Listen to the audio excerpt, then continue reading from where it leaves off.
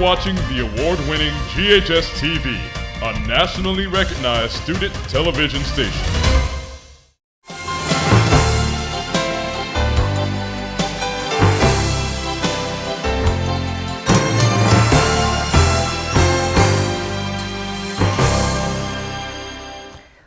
Welcome to Let's Talk Business. My name is Kelly Bolton, and thank you for tuning in as we have the distinct pleasure of hosting our community's foremost leaders, entrepreneurs, and civic heroes. We're thrilled today to have Tony Salvaggio as our guest. Not only is Tony one of the most sought after and distinguished professionals in his industry, but Tony is also an esteemed alum of Germantown High School.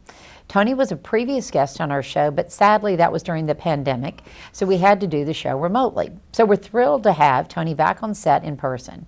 Since Tony was last on our show, there have been many exciting developments for him professionally, and I can't wait to dive into that news. So please join me as I welcome Tony to our show. Tony, thanks for joining us. Thank you, Kelly. It's great to see you. I know we have seen one another off the set, but the last time we did the show, we were remote. I mean, your face was plastered on a big TV monitor right in front of me, and we were all masked up, ready to go. So times have changed. So it's great to see you. I think that was the first Zoom conference I had ever had in my entire life. Well, good. You actually nailed it. So you were good enough. We had you back. So that's wonderful. Well, I know, Tony, I've known you for years, and I had the distinct pleasure of getting to know you way back eons ago when I had a need for a front door because I had hired somebody to make it, and both of them just split right down the middle. So they said, call Salvaggio and see what they can do. So tell me a little bit about your business, your industry. How did you get into it? So my mom and dad started our door company in 1972. I was not even born yet. I was born in 74. The business was started, my grandfather passed away suddenly. My father was a junior in high school and actually dropped out of high school to take care of his mom and his two sisters. Oh, wow. During that period, people were putting shag carpet in houses, so all the doors would drag the carpet after it was done, and he recognized that there was a need to come back and cut doors, and he basically borrowed a saw. And Sears and Roebuck called him because the guy who was doing it normally didn't show up. So my barely 17-year-old father went out and cut doors. And then 1980, he installed his first door. And we've been in business 53 years now. That is and the company has grown and grown and grown. After all the years of knowing you, I had no idea that that's how your business started. That's pretty amazing. Yeah. And then since you've kind of taken over the business, you've actually expanded it. I mean, you're now doing home building, and it's pretty amazing the work you're doing. How did you take it from doors into actually home building and remodeling work? So I was in my first semester of college. The last semester it was Memphis State University, and I went to school for a semester. Had a conversation with my dad. He had just finished up being mayor in Germantown, and he had decided he wanted to start building houses. So he called me and said, "If you want to get into the company, this is your chance." And I decided right then and there I was going to get into the company. So at 19, I left school, bought my first house, and started to work in the company. I'd worked in the company as a kid every summer. I was on the truck with my dad. I was rekeying locks when I was 7 years old. It's just, it's in the blood. So that opportunity came around when Dad decided to start building houses. So I've actually had the company longer than my mom and dad had the company, which is kind of crazy. And it's really changed a lot since the day of cutting doors for shag carpet. Yeah. Now shag carpet's kind of coming back in, so doors are dragging again, I guess. So I expanded the company after I kind of got my feet on the ground, and we continued to install doors, weather stripping thresholds, and then I dove into the commercial side and landed a really big project with First Tennessee at an operations center. And taught myself on the job how to install metal doors and how to spec out hardware and things like that. So now the company has grown into high-end residential and commercial, and we do some industrial. We've done everything up to ballistics doors for the VA hospital. Really? It's really grown. Then the construction company, I immediately got my general contractor's license when I was 20. Oh, wow. And started doing remodel work that Dad didn't have time to do, and then merged into the construction company with my dad and my brother, and then have been owners of both companies ever since. So you're doing everything from, and we're about to touch on your civic duties too, but you're doing everything from a simple door installation, like when I called and had the, 911, my door splitting right down the middle that I paid somebody to make, and clearly they did it wrong. And you came out and repaired the door 25 years ago, or not repaired it, built me new doors. And by the way, those doors still are as solid as they were 25 years ago. Still there. But you do everything from that to, I know I've used you personally for roofing. I had a roofing issue, and you found the best guys out there, and my roof was repaired. And to commercial buildings, so I mean, there's a big difference between a residential property and a commercial building. That's right. And you're doing all of that? We do. We do everything from a $250 service call on a door repair to custom doors, anything you can imagine. If it's on a hinge, we work on it. And then in the construction company, everything from residential remodels, renovations, custom homes. I've built quite a few boutique medical buildings right here on Poplar Pike, the building right next door to Germantown High School, the Brownstone, the three medical buildings across from the high school. We built those. I built what was Foreman Fries' Limelight now, and it's been a lot of on-the-job training over the years, going from residential to commercial, because there's a big difference. Codes are different, permitting's different, the subcontractors and vendors are different, the expectations are different. We've even done land development, done some land development in Oxford, Mississippi, and land development here in Germantown. So we're pretty diverse. Yeah, you're pretty busy. Very busy. Do you have enough help? Or are you finding no? Never had enough help. There's never enough help. So if somebody needs a job, they need to reach out. If somebody is a carpenter that is willing to learn and wants an opportunity for a very exciting part of the industry, we've got it. Well, that's amazing. And I mean, we've already, and I want to dive a little bit more into that, but obviously you're overcommitted. Yes. You're spread pretty darn thin. And then you, I know, went to Germantown High School, which was actually in the city of Germantown years ago, and your dad was the mayor of Germantown. He was. And then you've recently taken on a position as an alderman for the city of Germantown. Yes. You just didn't have enough to do. Didn't have enough to do. I needed a third job. You needed a third job. So what, a lot of people feel like they're so busy with their jobs that they don't have time to get back to the communities that they live in. They say they're spread so thin. But I have found you're the perfect example of, if you want something done, give it to the busiest person you know. That's right. So we're going to take a break here in just a second, but I mean, what was the one thing that made you think, I got to do this, I got to get back? Germantown has given me opportunities that I would not have gotten anywhere else. It's a safe community. It's a great community to raise a family. I've been involved on various commissions in Germantown over the years. I went through Leadership Germantown. Leadership Germantown is something that everybody should look into. It changed my life. And I'm not the type person to go to seminar type things or go on retreats, but it had a remarkable change in my life. It introduced me to the foster care review system. I became a chairman of the foster care review system for 6 years at juvenile court through Leadership Germantown, because I got the opportunity to recognize that we have 1,500 plus children in foster care in Shelby County at any one given moment. Oh my word! That was one of the real turning points in my life, and I would not have gotten that if it had not been for Germantown introducing me to that. Wow. Well, I want to hear more about that. Looks like we're going to pause for a short commercial break, so please stick around.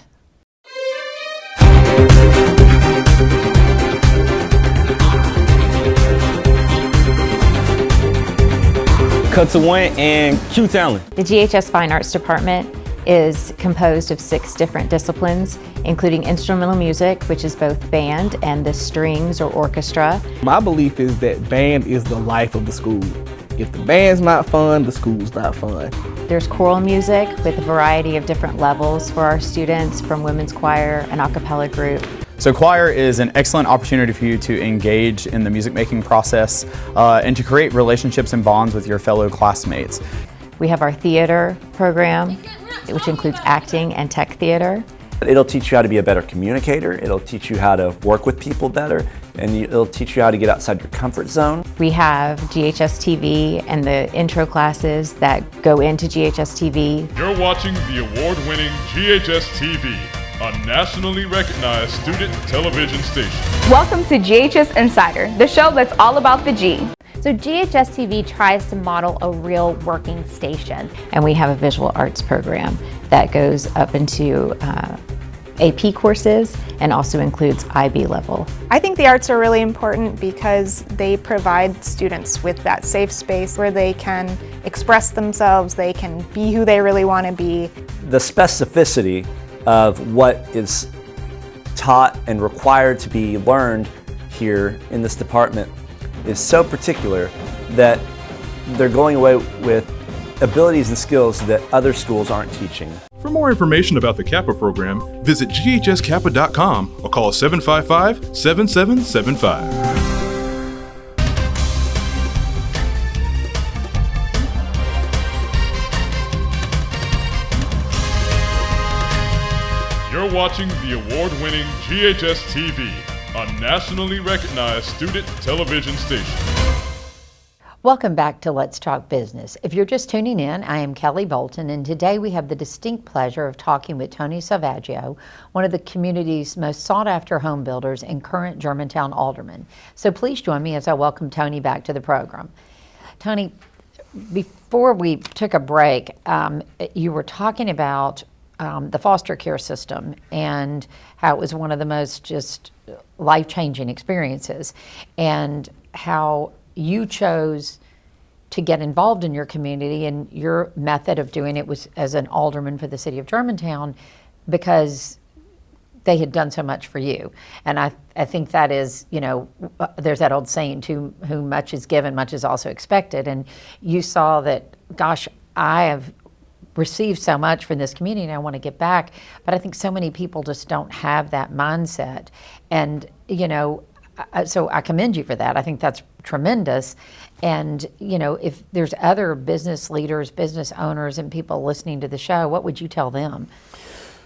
You know, I think what makes Germantown is that we have such a high quality group of residents who do give back to the community, whether it's you know, going out and cleaning up the parks on the weekend because they're out there. They don't just take their children to the park. They take a bag and they pick up trash if they see it. People get involved in commissions in Germantown.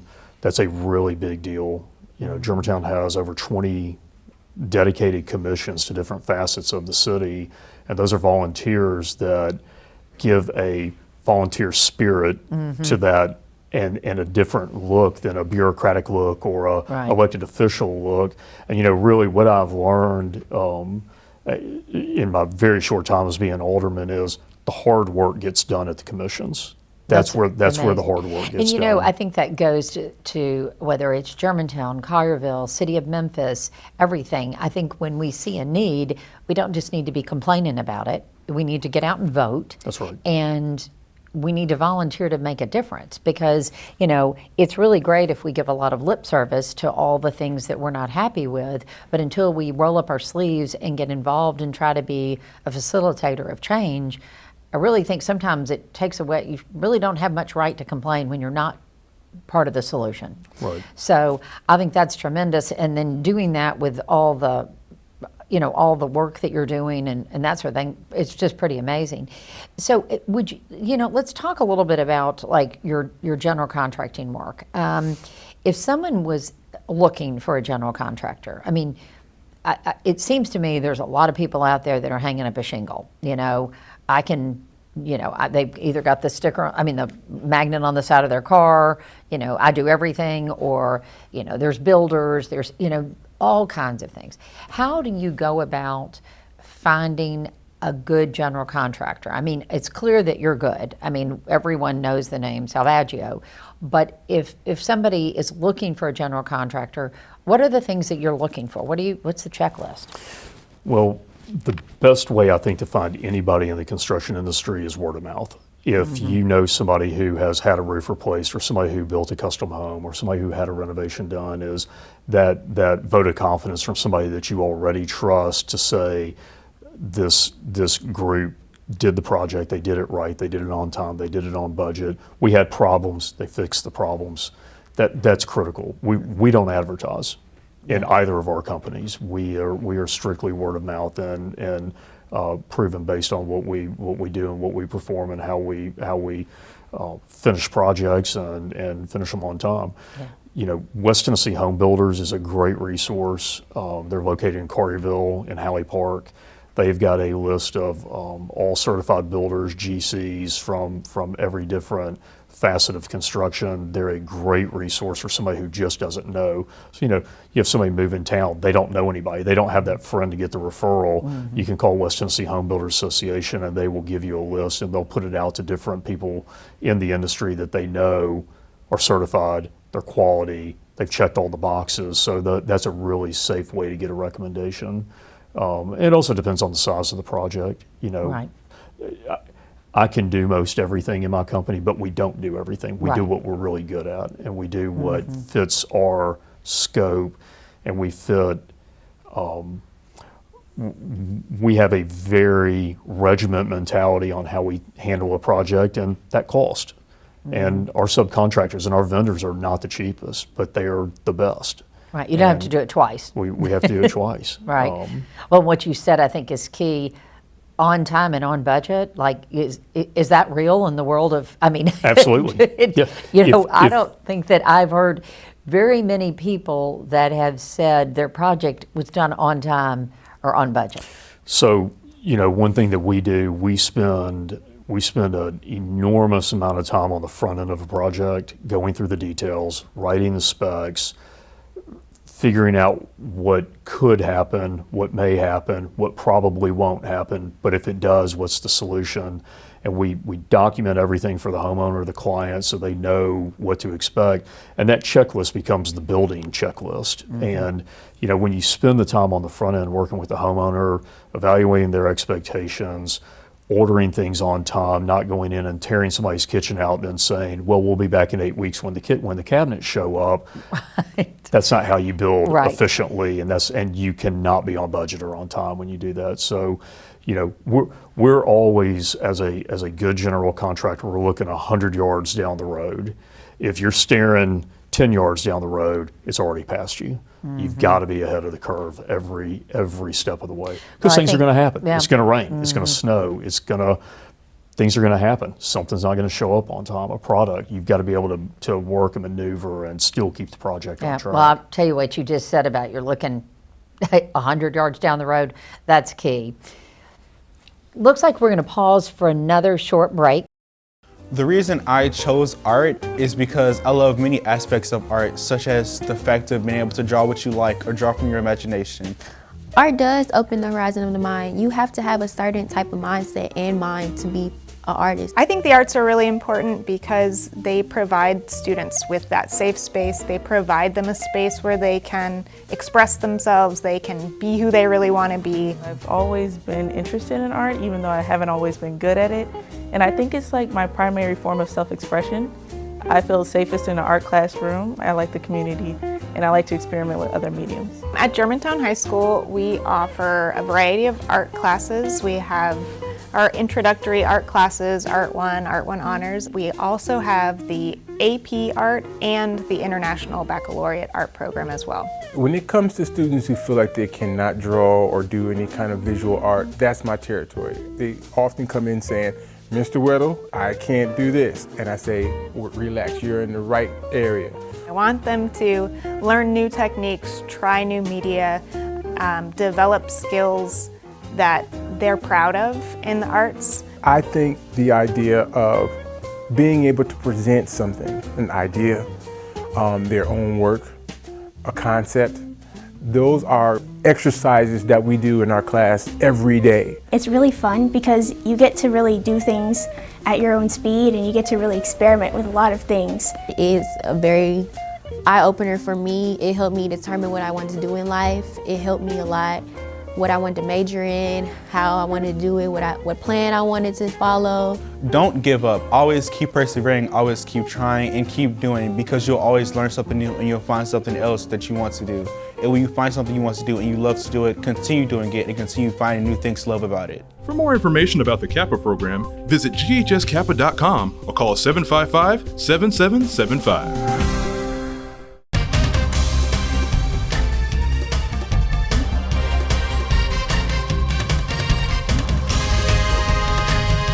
You're watching the award-winning GHS-TV, a nationally recognized student television station. Thank you for joining us on Let's Talk Business. I'm your host, Kelly Bolton, and today we've been discussing home building and renovation with Germantown's own Tony Salvaggio of the Salvaggio Group in Memphis Door. He's a current Germantown alderman as well as a business owner. We welcome Tony Salvaggio back as we finish up our conversation on his commitment to excellence, both professionally and for our community. Tony, thank you so much. While we were taking the break, I keep thinking about what you said about looking 100 yards down the road. And I don't know, I think that really applies to just about everything in life. I mean, whether you're a student, I mean, we're being filmed by students, them looking 100 yards down the road, you know, we're only in, you know, first part of the year, they got to be thinking about exams and you got to plan for how you get there. And I find that most successful people that I meet, they are big planners, and they plan for all the potential things that could go wrong. So you plan for the worst and you expect the best. And then there's no surprises. And I think people that are flying by the seat of their pants are the ones that get hurt the most, and the most successful people are you, looking just like you, 100 yards down the road. You got to look at what's ahead. And you know, I think that is that's got to be something. I know your son joined your business, right?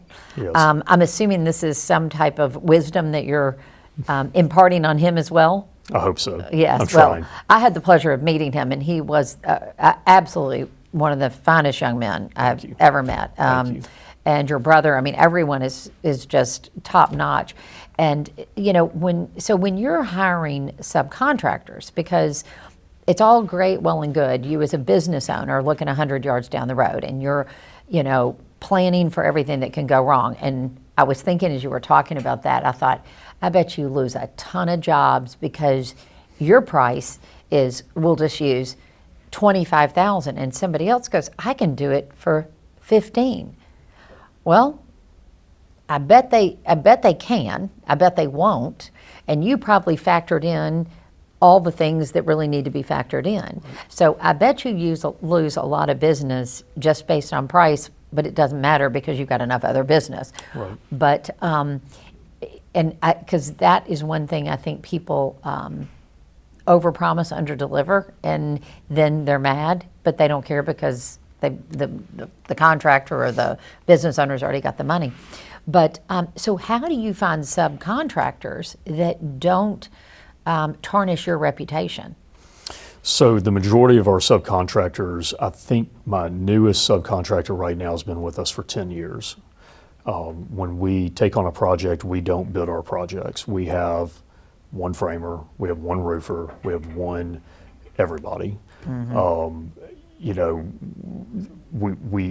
we don't go and bid, because what you lose, when you have to have a relationship. When you're a general contractor, your subcontractors and vendors have to understand what you expect, how you work, what the rules of the job are. Can't smoke in the house, can't smoke in the front yard. You've got to go to the street, whatever it may be.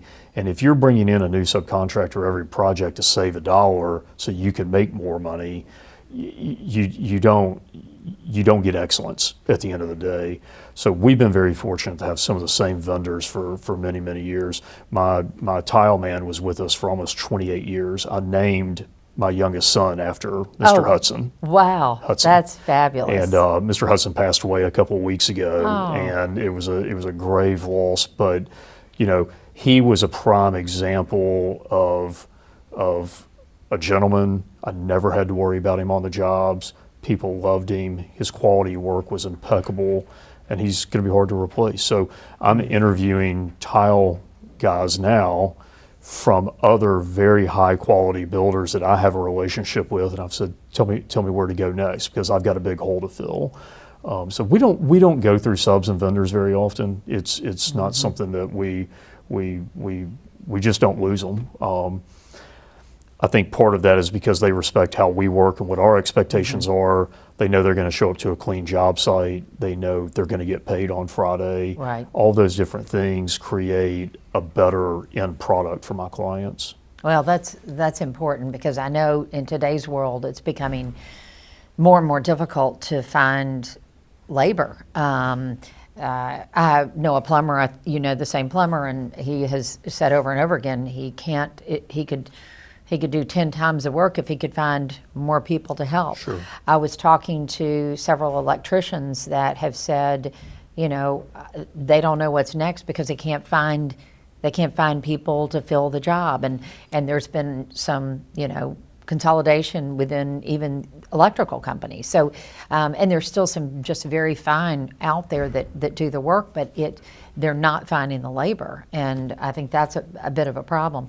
You know, and how do you go about setting people's expectations? And you know, when your price comes in and somebody else's price comes in, and your price is going to be higher. I mean, I'm just betting probably 90% of the time it's going to be higher.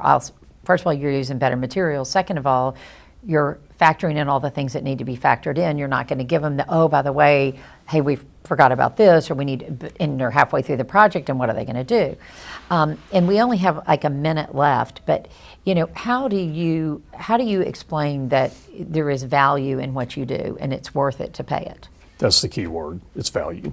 It's, you know, some people have a limited amount of money that they can spend. It's just a budget-oriented job, and if a person has $50,000 to spend on a kitchen renovation, we're probably not the right one for it. But if a client who says, I want quality, I want value, I want it done on time, I want to know there's going to be a project manager here every single day. I want to know the place is going to be clean. Those are the key points. Is, you know, my dad told me a long time ago when I took over the door company, he said, if you show up on time, you do what you said you were going to do, and you leave the house cleaner than it was when you got there, the money will take care of itself. And it is the best advice I've ever received from anybody. Well, and I live by that daily. And if you do those three things, you build confidence with your client. If you prove yourself day after day, and you don't accept anything but the best of quality. And you know, quality is not just what you see at the end of the project. It's not the pretty trim. Right. It's not the pretty cabinets. It's not the pretty countertops. It's what's behind the walls too. And you have to have an eye to make sure that all of those things are right from the beginning. And that cost. Well, you know. I appreciate what you're saying, and I appreciate. I mean, we could continue on talking for another hour. I've got a lot of questions. Unfortunately, there's not a lot of time left. So once again, I'd like to thank Tony Salvaggio for being with us today, and we want to thank you for tuning in, and all of us for spending our time learning about how to upgrade your space. And you can reach out to Tony and his team at 737-3192, or check out their website at salhomes.com. That's SALHOMES.com. We also encourage you to get out there and vote. To get more information on our show, please check us out on the web at GHS-TV.org, where we're streaming live 24 hours a day. You can also check us out on Facebook and Instagram. I hope you've enjoyed our discussion, and I hope you will join us again next month on Let's Talk Business.